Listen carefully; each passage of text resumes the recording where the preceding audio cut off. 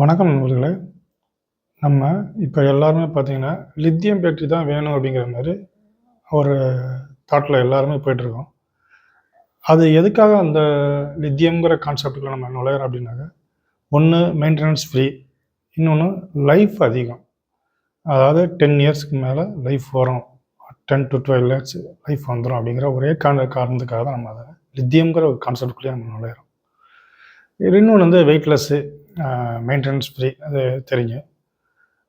வெயிட்லெஸ்ஸுங்கிறது ஒரு அதாவது நம்ம அதை என்டைம் தூக்கிக்கிட்டே தெரிய போகிறதில்ல.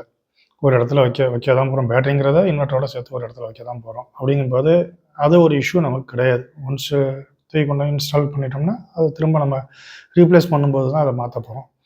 அப்படிங்கும்போது அந்த வெயிட்டுங்கிறது நமக்கு வந்து ஒரு இது கிடையாது.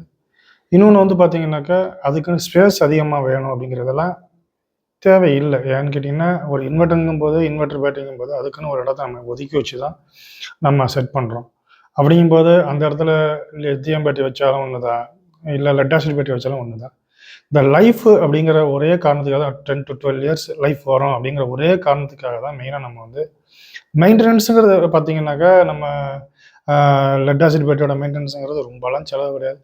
டிஸ்டில் வாட்டர் மட்டும் தான் மெயின்டைன் பண்ண போகிறோம். அப்படிங்கும்போது அதோடைய காஸ்ட் எஃபெக்ட்டுங்கிறது ரொம்ப கம்மி தான்.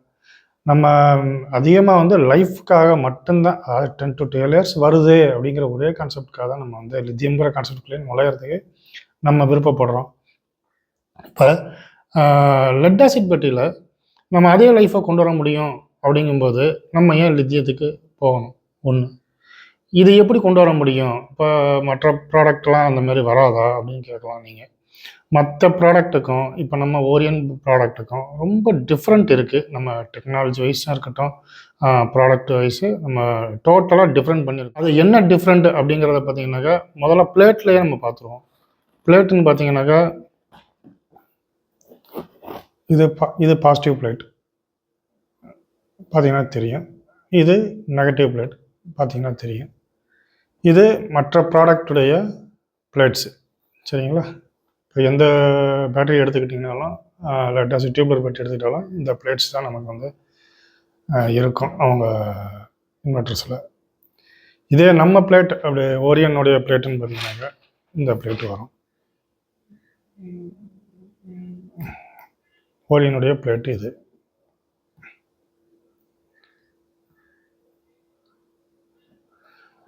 இது பாசிட்டிவ் பிளேட்டு, இது நெகட்டிவ் பிளேட்டு, ஓரியனுடைய நெகட்டிவ் பிளேட் பார்த்தீங்கன்னா நல்லா தெரியும். இப்போ இந்த பிளேட்டில் என்ன டிஃப்ரெண்ட் அப்படின்னு பார்த்தீங்கன்னாக்கா, இது அதர் ப்ராடக்டுடைய பிளேட்டு, இது ஓரியனுடைய பிளேட். இதில் பார்த்தீங்கன்னாக்கா சைஸ் டிஃப்ரெண்ட்டே உங்களுக்கு தெரியும். சைஸ் டிஃப்ரெண்ட்டே தெரியும் உங்களுக்கு. இதோட அந்த பிளேட்டு முடியுது, நம்ம பிளேட்டு வருது. பார்த்தீங்கன்னாக்கா இந்த பாசிட்டிவ் பிளேட்டு உள்ளே வந்து இந்த மாதிரி தான் இருக்கும். ஸ்பைன் பம் ஒவ்வொரு ராடாக இருக்குது இல்லையா, இதுதான் ஸ்பைன் பம். இந்த ஸ்பைன் எண்ணிக்கை பார்த்தீங்கன்னாக்கா நம்ம அதில் 1 2 3 4 5 6 7 8 9 10 11 12 13 14 15 16 17 18, சரிங்களா? இது நம்ம பிளேட்டு, இது உள்ளே தான் அந்த ஸ்பைன் இருக்குது, சரிங்களா? இது இவ்வளோ தான் இருக்கும். சரி, அதே தான் இதுலேயும் பார்த்தீங்கன்னா 18 இருக்கும். 1 2 3 4 5 6 7 8 9 10 11 12 13 14 15 16 17 18, சரிங்களா? 18 ஸ்பெயின் உள்ளது நம்மது. இப்போ மற்ற ப்ராடக்டில் எத்தனை இருக்குங்கிறது பாருங்கள். மற்ற ப்ராடக்டில் 1 2 3 4 5 6 7 8 9 10 11 12 13 14 15 15 ஸ்பெயின் தான் மற்ற ப்ராடக்டில் இருக்குது. அப்போ ஸ்பெயின் எண்ணிக்கையும் கம்மி மற்ற ப்ராடக்டில், சைஸும் பார்த்தீங்கன்னாக்கா டிஃப்ரெண்ட்டு டோட்டலாக மாறும். இது பாசிட்டிவ் பிளேட்டை பொறுத்த வரைக்கும் இந்த மாதிரி ஒரு டிஃப்ரெண்ட் வரும். அடுத்து நெகட்டிவ் பிளேட்னு பார்த்தோம்னாக்க இப்படி தான் அசம்பிள் ஆகும். செல்லில் ஒன்று பின்னாடி ஒன்று மாறி மாறியாக தான் வரும். சரிங்களா? இப்போ இதை பார்த்தீங்கன்னா நல்லா தெரியும். இந்த எண்டு வரைக்குமே பார்த்தீங்கன்னாக்கா, இப்படி ஃபிட் பண்ணும்போது தரையில் இப்படி தான் உட்காரும். ரெண்டுமே சமமாக உட்காந்துக்கும். உட்காரும்போது இந்த எண்ட் ரோ இருக்கு இல்லையா? இது பார்த்தீங்கன்னா ஒரு 2 இயர்ஸ் டு 2 1/2 இயர்ஸில் இந்த டஸ்ட்டு எல்லாமே கீழே செட்டில் ஆகும். பேட்டரிக்குள்ளே உள்ளுக்குள்ளே வந்து செட்டில் ஆகும். செட்டில் ஆகிறது பார்த்தீங்கன்னா, ஒரு 2 1/2 வருஷத்தில் பார்த்தீங்கன்னா, இந்த ரோ ஃபுல்லாகவே லாஸ்ட் ரோ ஃபுல்லாகவே நமக்கு வந்து டஸ்ட்டு செட்டில் ஆகிடும். இதில் பார்த்தீங்கன்னாக்கா கீழே வந்து புஷ் இருக்கிறதுனால இந்த புஷ் அந்த இதில் உட்காந்துக்கும். அதே மற்ற ப்ராடக்ட்டு பார்த்தீங்கன்னாக்கா பாசிட்டிவ் நெகட்டிவ் பிளேட்டில் இந்த மாதிரி செட்டில் ஆகிடும். இது ஒரு ட்ராபேக்கு மற்ற ப்ராடக்டில். இப்போ நம்ம இதில் என்ன பண்ணியிருக்கோம் அப்படின்னு பார்த்தீங்கன்னாக்கா, அந்த மாதிரி வருது இல்லையா? வரும் பொழுது கீழே பாசிட்டிவ் பிளேட்டில் புஷ் இருக்குது. நெகட்டிவ் பிளேட்டில் பார்த்தீங்கன்னா 2 சைடும் காடி மாதிரி கொடுத்துருக்கோம் பாருங்கள். ஸ்டாண்ட் மாதிரி கொடுத்து தூக்கி வச்சுருக்கோம். அப்போ அந்த ஃபஸ்ட் ரோ வந்து மேலே வந்துடும். இந்த புஷ்ஷுக்கு ஈக்குவலாக மேலே வந்துடும். அப்போ 2 வருஷம் இல்லை, 3 வருஷம் இல்லை, 5 வருஷம் செட்டில் ஆனால் கூட இந்த லாஸ்ட் ரோ வரைக்குமே நமக்கு எஃபிஷியண்ட்டாக ஒர்க் ஆகும். அப்போ லைஃபு நமக்கு பேட்டரியோட லைஃபு கூட தான் வரும். இது ஒன்று. இந்த ஸ்பைன் எண்ணிக்கை கூட வருது அப்படிங்கிறதுனால என்ன பிரயோஜனம்? இப்போ 15 இருந்தாலும் இந்த 15 உள்ள பேட்டரியே பார்த்தீங்கன்னாக்கா குறைஞ்சது 7 to 9 வருஷம் வரைக்குமே லைஃப் அதிகபட்ச லைஃப் வருது. இந்த 18நால என்ன பிரயோஜனம்? இது அதிகப்படுத்துனதுனால என்ன பெனிஃபிட் அப்படிங்கிறத நீங்கள் கேட்கலாம். இது என்னங்கிறத நான் உங்களுக்கு ஒரு டெமோவாக சொல்லி கொடுக்குறேன். எக்ஸாம்பிளாக இந்த இடத்துல ஒரு பவர் சோர்ஸ் இருக்குன்னு வச்சுக்குவோம். இந்த இடத்துல பவர் இருக்குது, ஓகேங்களா?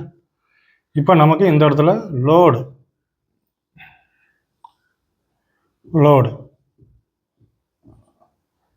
எக்ஸாம்பிள் ஒரு 2 கிலோவாட்னு வச்சுக்கோமே.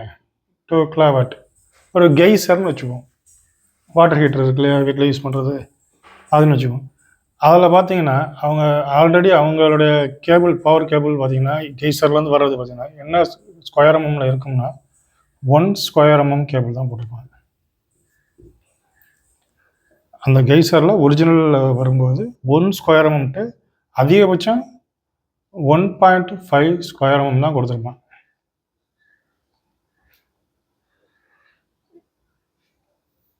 சரி, இப்போ இந்த லோடு பவருக்கு நம்ம வீட்டில் வாங்கி போடும்போது என்ன ஒயர் யூஸ் பண்ணலாம் அப்படின்னாக்கா, ஒரு 1 ஸ்கொயர் எம்எம் போடுறோம் அப்படின்னாக்கா, 1 ஸ்கொயர் எம்எம் கேபிளே போடுறோம் அப்படின்னாக்கா ஒர்க் ஆகும். ஆனால் ஹீட்டிங் ஓவர் ஆகும். என்ன காரணம்னு பார்த்தீங்கன்னாக்கா, கம்பெனியில் வர ஒரிஜினல் கேபிள் பார்த்தீங்கன்னா ஹை கிரேடு காப்பர் கேபிள் வாங்குவாங்க. நமக்கு அந்த கிரேடில் கிடைக்கிறது வெளியில் கிடைக்காது. அப்போ மார்க்கெட்டில் கிடைக்கிறது லோ பட்ஜெட்டுக்கு தகுந்த மாதிரி தான் கேபிள் வச்சுருப்பாங்க. அப்போ நம்ம 1 ஸ்கொயர் எம்எம் போடும்போது ஓவர் ஹீட் ஆகும். அதோட லைஃப் டைம் குறையும். ஒரு 1 or 2 இயர்ஸ் கழிச்ச உடனே பார்த்தீங்கன்னா கேபிளை உருவி ஸ்லீவை பிரித்து பார்த்தோம்னா காப்பர் ஒயரை கண்ணங்கரையார்னு கருத்து போயிடும். இதெல்லாம் ஹீட்டிங்னால வர இஷ்யூ. இப்போ ஹீட்டிங் ஆக ஆக என்ன ஆகுதுன்னா அந்த இடத்துல எனர்ஜி லாஸுங்கிறது உருவாகும். சரி, இப்போ அதே இடத்துல ஒரு 1.5 ஸ்கொயர் எம்எம் கேபிள் போடுறோம் அப்படின்னா இதுவும் ஒர்க் ஆகும். ஆனால் ஹீட்டிங் வரும், குறைந்த லைஃப் டைம் தான் வரும். இப்போ 2.5 போடுறோம், 2.5 ஸ்கொயர் எம்எம் வரும், லைஃப் வரும். ஆனால் இதுவும் கூடிய காலத்தில் ஓரளவு நல்ல லைஃப் இருக்கும், காலத்துக்கும் இருக்கும். இது கரெக்ட், ஓகே. இப்போ இதே இடத்துல வந்து நம்ம 3 ஸ்கொயர் எம்எம் போடுறோம், 3 ஸ்கொயர் எம்எம்.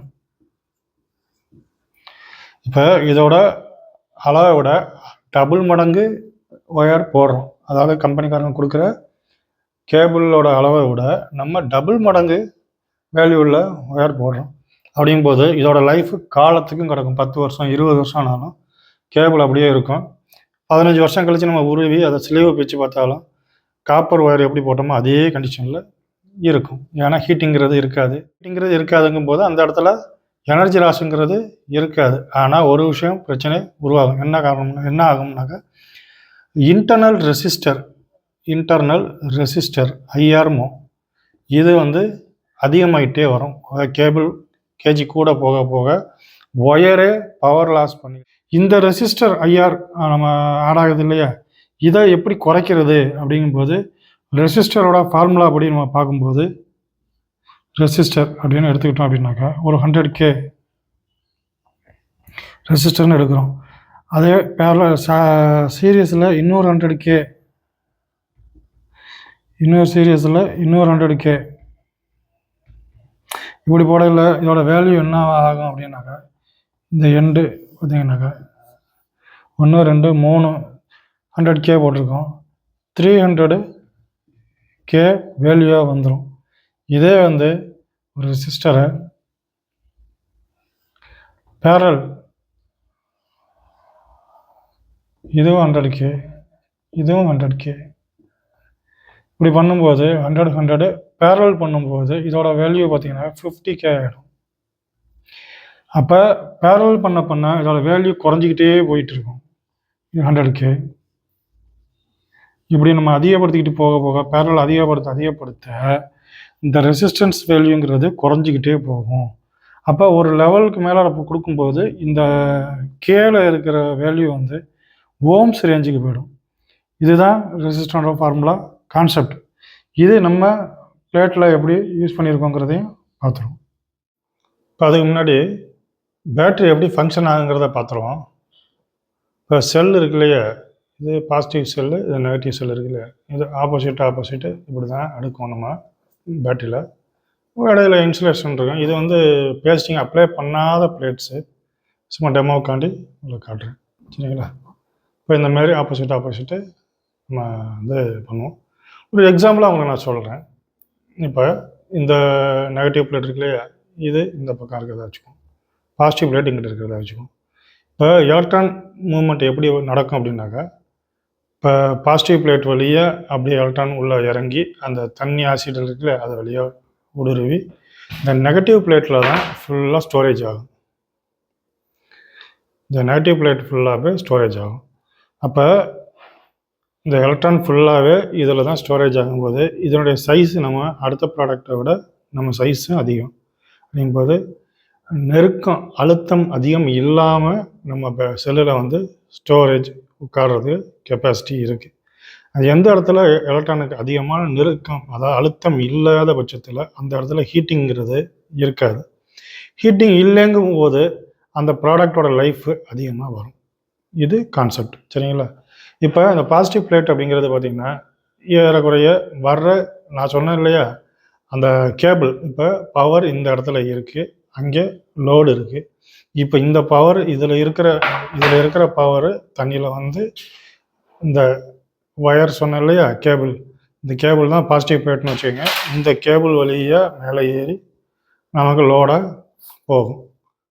எலக்ட்ரான் வரக்கூடிய திரும்ப போகக்கூடிய வழி வயா இந்த பாசிட்டிவ் பிளேட்டுங்கிறது வர்றதுக்கும் போகிறதுக்கான வழி. நெகட்டிவ் பிளேட்டுங்கிறது தான் நமக்கு வந்து ஸ்டோரேஜ் அப்படிங்கிற ஒரு பிளேட். இப்போ இந்த பிளேட்ஸ் இதில் வந்து நெகட்டிவ் பிளேட்டுங்கிறது இறப்பே இல்லைங்கிறது ஒரு கான்செப்ட். என்ன அப்படின்னு பார்த்தீங்கன்னா இதோட லைஃப் அதிகம். இந்த பிளேட் வந்து அவ்வளோ சீக்கிரத்தில் கெட்டே போகாது, ப்ராப்ளமே வராது. பேட்டரியில் ப்ராப்ளம் வர்றது ஃபுல்லாகவே இந்த பாசிட்டிவ் பிளேட் மட்டும்தான் ப்ராப்ளம் வரும். நெகட்டிவ் பிளேட்டுங்கிறது கம்ப்ளைண்ட் இஷ்யூ இருக்காது. 100%, 99% இந்த நெகட்டிவ் பிளேட்டு கம்ப்ளைண்ட்டே இருக்காது. பாசிட்டிவ் பிளேட் மட்டும்தான் கம்ப்ளைண்ட் வரும். நம்ம செல் ப்ராப்ளம், பேட்டரி ப்ராப்ளம்ங்கும் போது இந்த பாசிட்டிவ் பிளேட் தான் ப்ராப்ளம் இருக்கும், சரிங்களா. ரெசிஸ்டர் பற்றி சொன்னோம் இல்லையா, ரெசிஸ்டர் வந்து பேரல் பண்ண வேல்யூ வந்து குறைஞ்சிக்கிட்டு வரும். ரெசிஸ்டர் வேல்யூ குறையும், சீரீஸ் பண்ண வேல்யூ கூடும்ட்டு. இப்போ உதாரணத்துக்கு பார்த்தீங்கன்னாக்கா இது 100K ரெசிஸ்டர் நம்ம பார்த்தீங்கன்னா தெரியும். ஒவ்வொரு ரெசிஸ்டரையும் செக் பண்ணி காட்டுறேன். 100K இது,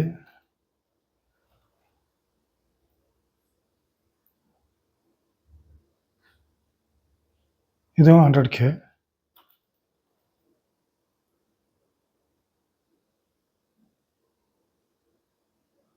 இதுவும் 100K,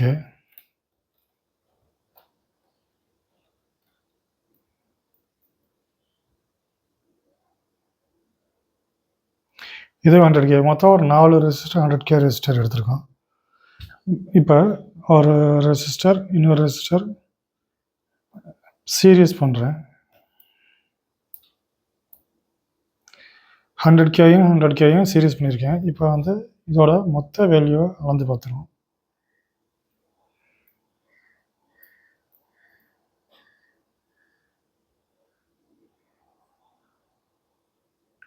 $200K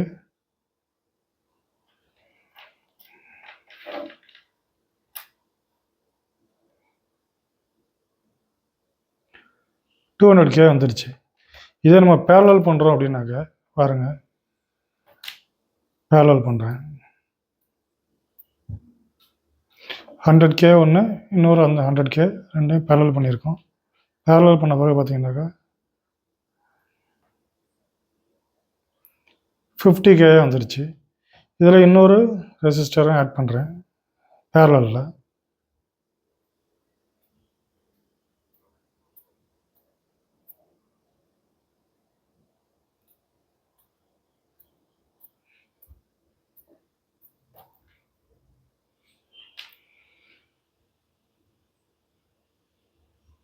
$23K. இப்போ இன்னொரு ரெசிஸ்டர் பேரலாக ஆட் பண்ணுவோம். மொத்தம் 4 ரெசிஸ்டரை ஆட் பண்ணி காட்டுறேன் உங்களுக்கு. எல்லாமே பேரலல் கனெக்ஷன் தான் பண்ணுறேன்.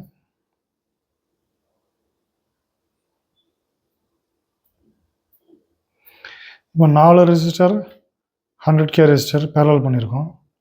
இப்போ வேல்யூ பார்த்தோம்னாக்கா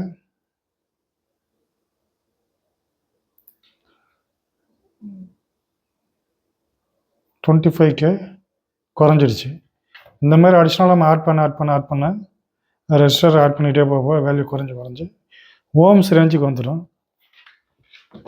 சேம் ப்ராசஸிங் தான் நம்ம பிளேட்லேயும் பார்த்தீங்கன்னாக்கா 18 ஸ்பைன் யூஸ் பண்ணுறோம். அப்போ ஒவ்வொன்றுலேயும் பார்த்தீங்கன்னா 8 mm கோர் தான் நம்ம யூஸ் பண்ணுறோம். இல்லை பார்த்தீங்கன்னா அதே 8 mm கோர் போட்ட 15 ஸ்பைன் தான் யூஸ் பண்ணுறாங்க. இந்த 15 ஸ்பைனில் உள்ள ஐஆர் வேல்யூக்கும் 18 ஸ்பைனில் உள்ள ஐஆர் வேல்யூ கண்டிப்பாக குறைவாக இருக்கும். ஐஆர் வேல்யூ குறையிறதுனால என்ன ஆகும் அப்படின்னாக்கா ஃப்ளோயிங், அது வெளியேறது திரும்ப உள்ளே வரும்போது இந்த இதுக்கு வந்து தடைங்கிறது ரொம்ப கம்மியாக இருக்கும். அதாவது ரெசிஸ்டர் வேல்யூ ரொம்ப குறைவாக இருக்கிறதுனால அந்த இடத்துலையும் பார்த்தீங்கன்னாக்கா எனர்ஜி லாஸ் இருக்காது, ஹீட்டிங் இருக்காது.